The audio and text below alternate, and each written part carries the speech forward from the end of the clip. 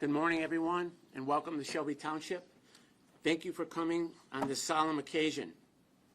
We're going to go over the facts of a double homicide that occurred on Friday, November 7th.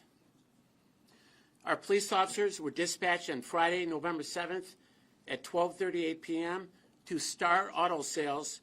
It's located at 47092 Ryan Road for a welfare check. An employee who was out buying parts at the time came back into the office and observed his boss and another male down in the office with gunshot wounds. At this point, I'd like to introduce my team. Although Mr. Lucido is a Macomb County prosecutor, he's been an integral part of this investigation, and so is his prosecutors. I'm sorry, he's over here. My deputy chief, Jason Schmiller, runs operations. Lieutenant Brandon Dowdy. Brandon is our detective commander, and he also is our SWAT team commander, which is called our Tactical Response Unit. Tommy Gibbs is the officer in charge of the homicide investigation, and then Jason Armstrong is our team leader for our Tactical Response Unit, which was critical. Over here to my right is Mr. Ron Robinson. He's our state rep for the area.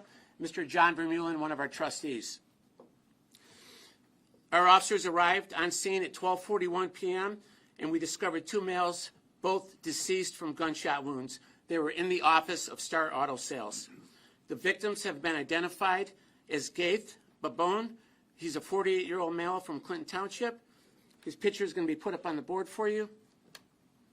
And then the owner of the business, Marvan Batoo. He's a 40-year-old male from Shelby Township. He was also the owner of the business.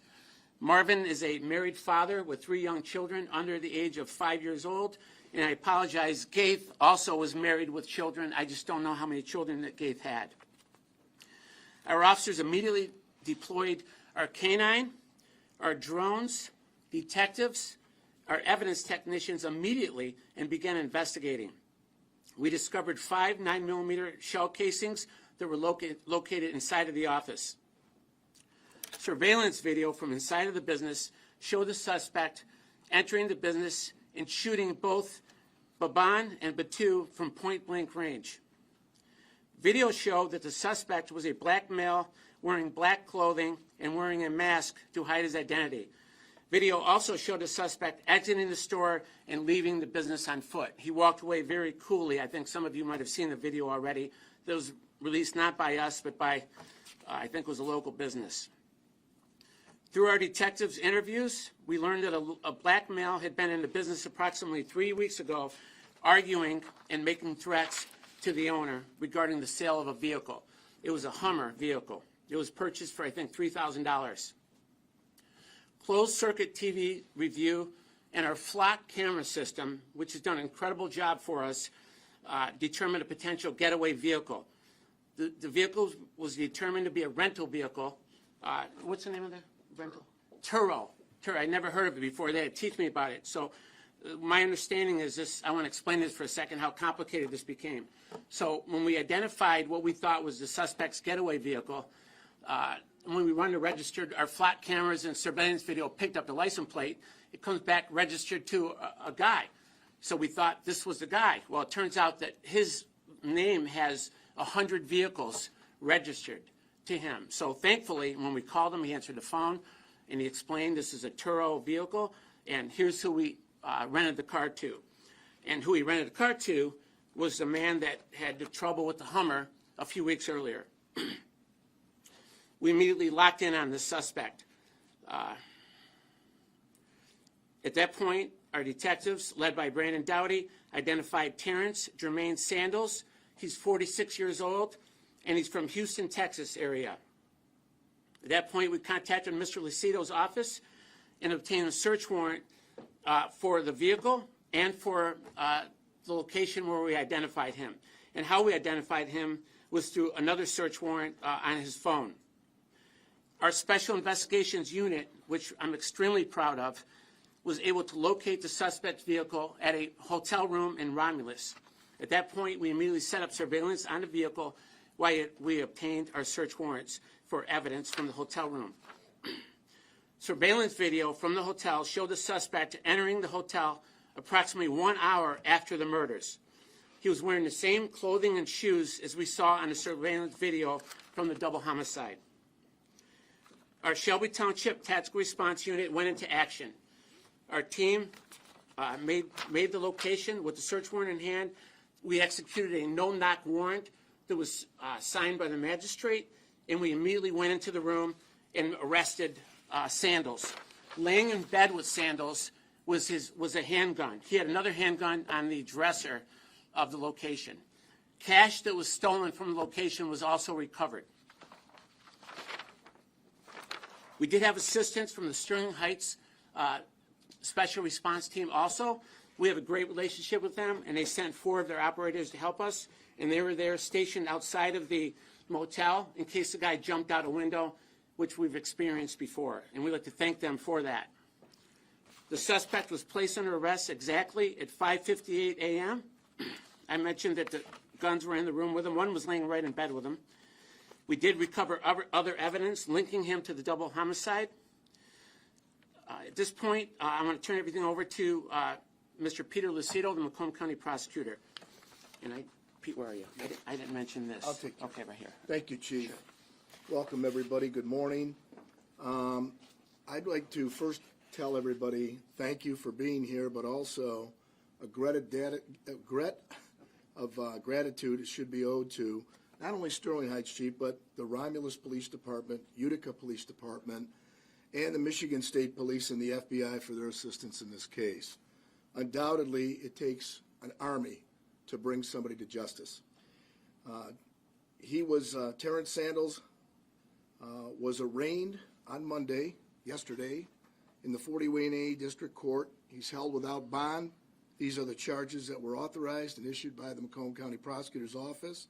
There's 2 counts of homicide in the first degree, premeditated, life without parole, 6 counts of weapons, felony firearm. This individual has a lengthy record out of Texas.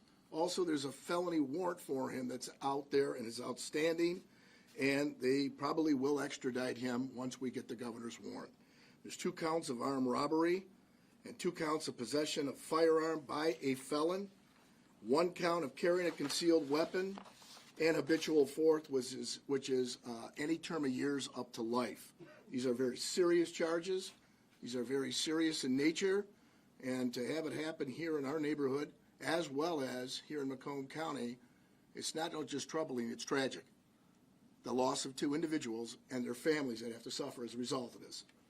So again, thank you, Chief, for all the hard work, and everyone who was part of this. Thank you for doing what you do every day. And right now, I think we are going to take questions, Chief, at this point. Any questions by any of the news media that's here today? Any idea or evidence that this guy was from a skip town being found at a hotel near Detroit Metro Airport? No, we don't believe so. He was actually living out of the motel at the time. Hotel. Well, can you share what brought him here? Meaning, how long he was here? I mean, at first blush to a layperson, somebody from Houston, and then coming to an apparent nondescript car dealership in Macomb County. You mentioned previously having an argument over a vehicle. I mean, why was he here, to your knowledge? Did he have a previous relationship with them? Yep. So my understanding is that there's an active felony warrant. So he was fleeing. All his crimes he's committed in the past have all been in the Houston area. So when this new warrant for his arrest, which he's aware of, we believe he came up to Michigan at that time. Now, he also, I mentioned he bought a vehicle from the Star Auto before, and then they had a dispute. He thought it was a lemon. They went back and forth arguing about it. And at a certain point, he just dropped the vehicle off, correct? And just left it there. So that was the impetus then of what happened? 100%, yeah, yes. Let me clarify something. He didn't go in to rob, and this was no hit. He went in to kill that man, to kill the owner, and then Mr. Baban just happened to be there at the time. So was Mr. Baban a friend of? He's a friend. He's I shouldn't say interested. We believe that he was there to purchase some vehicles from Mr. Batoo. So he was a customer? Yes. Yep. They had some kind of relationship because they're in the office, obviously very comfortable. So, yes. Pete, you talked about extradition potentially, but wouldn't homicide in Michigan be a higher charge and more? Yep. Let me first start off by saying that we totally had 15 charges yesterday for the arraignment. We have withdrawn 2 of those charges. One was the drug charge, even though the drugs were present at the time of the arrest, and also a felony firearm that goes with it, the 2-year. They all run consecutive in nature. So it's down to 13 charges at this point that he will be seen. It's because another agency that's involved, a task force, is more interested in those drugs that were found, and they'll be looking into it, but there's no telling whether or not we're going to rejoin those charges at some time. Like anything else, when a case is under investigation, it's ongoing, innocent until proven guilty in the court of law.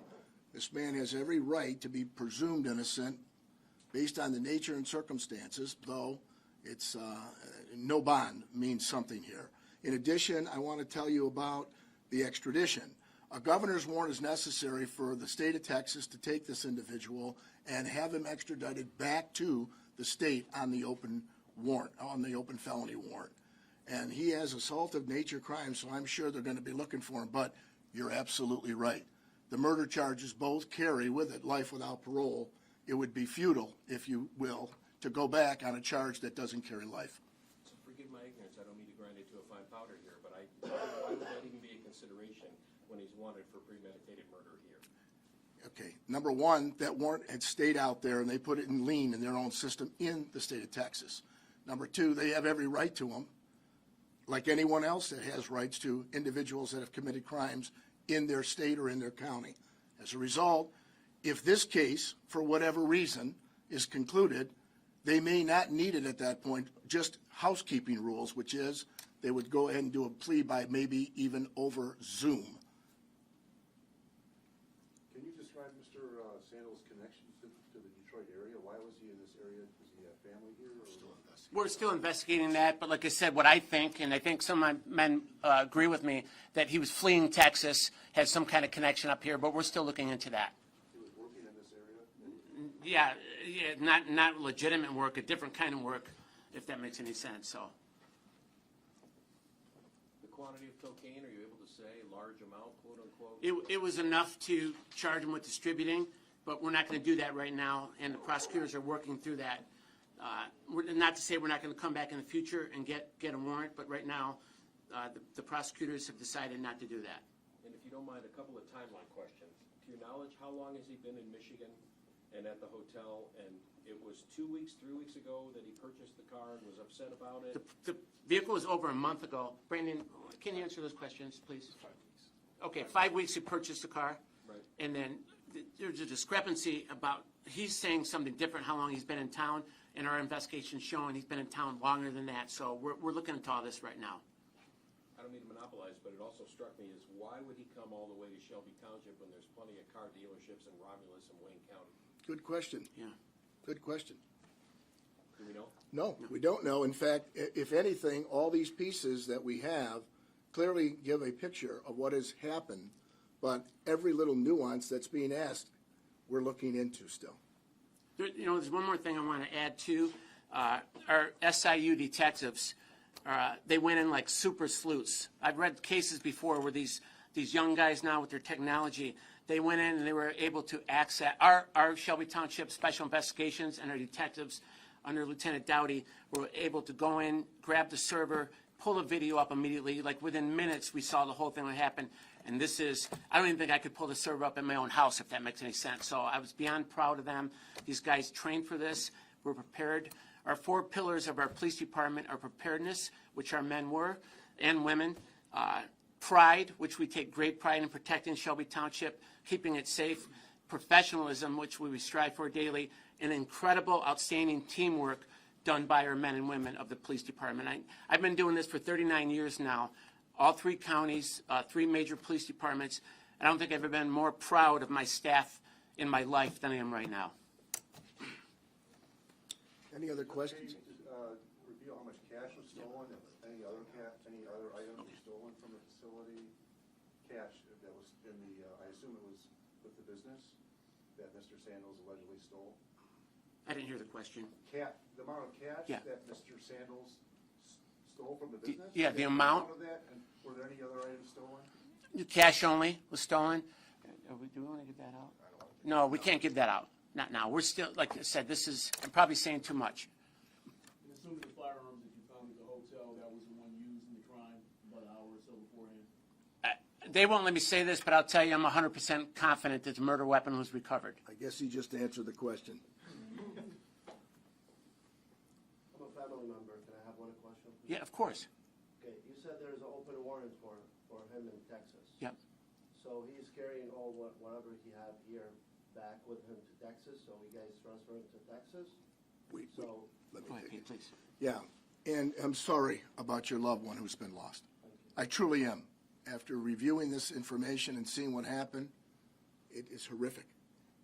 So sadness goes out, but our hearts go out to the family. so he's transferred to Texas? Okay, he's not transferred to Texas. He'll be sitting in the Macomb County jail until we get this case resolved. He will be staying right here. A governor's warrant won't stop our prosecution and furtherance of this case in its making. As a result, after this case has been concluded, then, and only then, will they have rights to this prisoner. So, if possible, can be transferred to Texas. They have everything, whatever got here, transfer with him. No, that doesn't, the crime was committed here in Shelby Township. Okay. As a result, Shelby Township has the jurisdiction and will be prosecuting this crime to the fullest extent of the law. Thank you. Any other questions? I want to say one more How thing. many homicides in Shelby Township? And is this the first one this year? No, that's a, so I've been a chief here for just under 11 years. My first 5 years, we had one total. I think I was 4 or 5 years into my career, one total in 5 years, and that was a domestic. So tragically and unfortunately, just since June, we've had 5 already. And there's one more thing I forgot to be remiss if I didn't mention. Our Board of Trustees, they've given us everything that we've asked for. We have 50 flat cameras positioned around the township to keep our township safe. In other communities, they don't like this. We love our flat cameras. Our residents want our flat cameras here, and so do our business owners. We've solved countless crimes with these cameras, and our board members have done this. All our equipment, our gear, everything I asked them for. Rick Stapicus is in the back of the room, our township supervisor. They give us, and I have to say that because I know what goes on with my colleagues around the area, and they get told no repeatedly. We don't get that here. They want us to keep the township safe, and that's what these men and women of our department do for us. Mr. Lucido is a resident here in Shelby Township. I text him first thing Saturday morning, if you saw the work that our staff did, you'd be so proud. And they called and blew my phone up immediately telling me the same thing. So like I said, I can't express enough how proud I am of our team. These guys, they care, they're skilled, they're professional. I was amazed how quick they were able to pull the video up. Please. Please. Oh, I'm sorry. And one of our other board members is in the back, Lisa Casali, and I mentioned John Vermeulen already over here to my right. Just to be clear before we go, this is apparent retribution for an anger over a $3,000 vehicle.